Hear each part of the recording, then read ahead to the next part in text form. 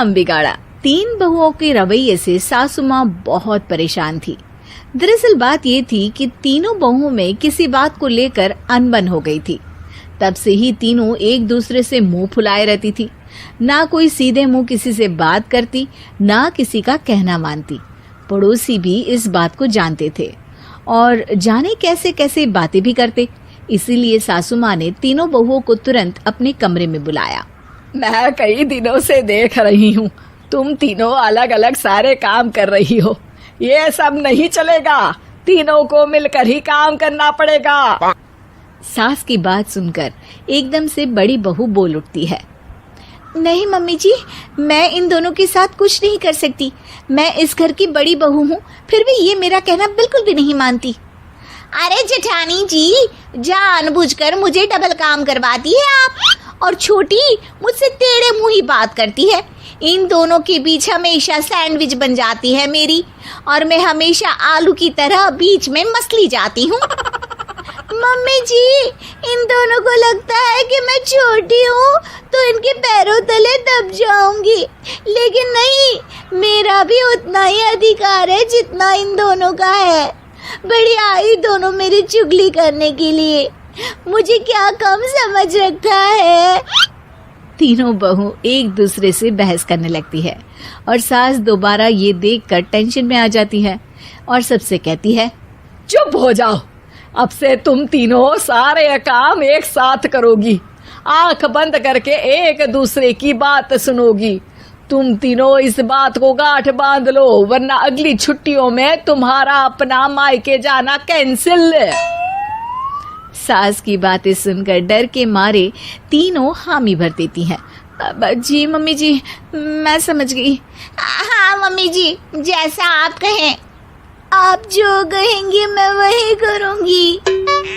तीनों बहू सास की बात को गांठ बांध लेती है और वादा करती है कि अब से सारे काम वो तीनों एक साथ मिलकर ही करेंगी। ये सब देखकर सास खुश हो जाती है और वहां से चली जाती है।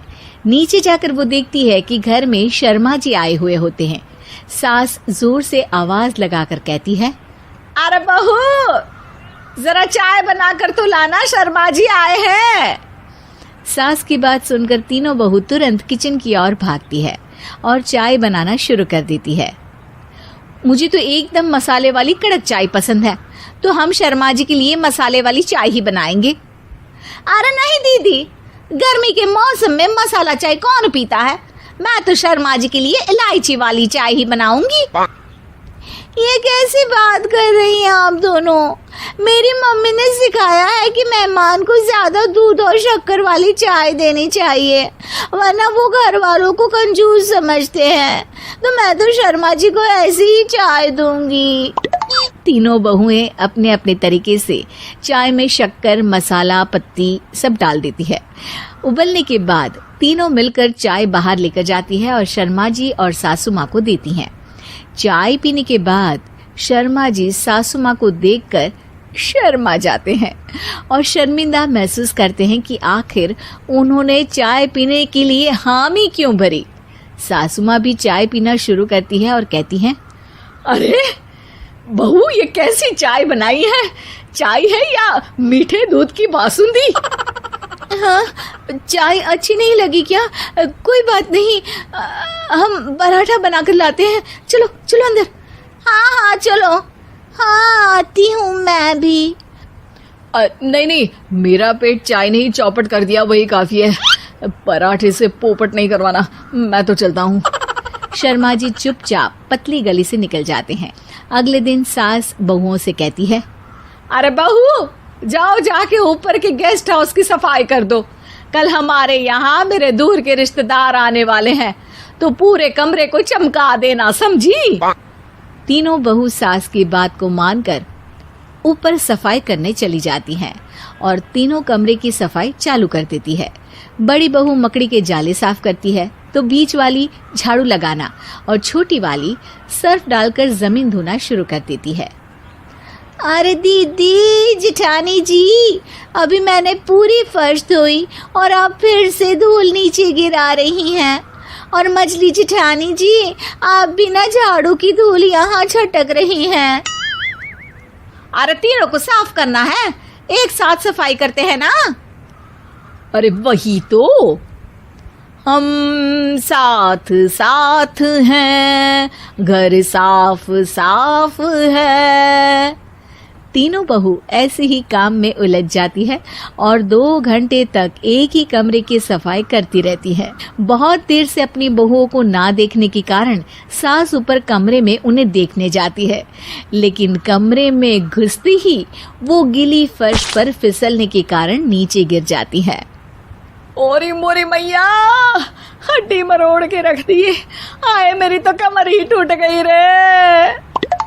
तीनों बहुएं सास को उठाती हैं और बिस्तर पर सुला देती है। अरे मेरे हाथ पैर दर्द कर रहे हैं, दबा दो, आराम मिलेगा। हाँ जी माँ जी। अरे जी माँ जी, जी माँ जी। और तीनों बहुएं एक साथ सास के हाथ को दबाना शुरू कर देती हैं। माँ की तो चीख ही निकल जाती है और नतीजा ये होता है कि सास के बचे हुए शरीर में भी दर्द उठ जाता है। हाय राम, ये क्या कर दिया तुम तीनों ने। अरे मेरी तो किस्मत ही फूटी है कि तुम जैसी बहुएं मुझे मिली। हे भगवान, पूरे शरीर में दर्द बढ़ गया है। अब तो पता नहीं कि चल भी पाऊंगी या नहीं। माफ करो, मुझे गलती हो गई मुझसे कि तुम तीनों को एक साथ काम करने के लिए बोला।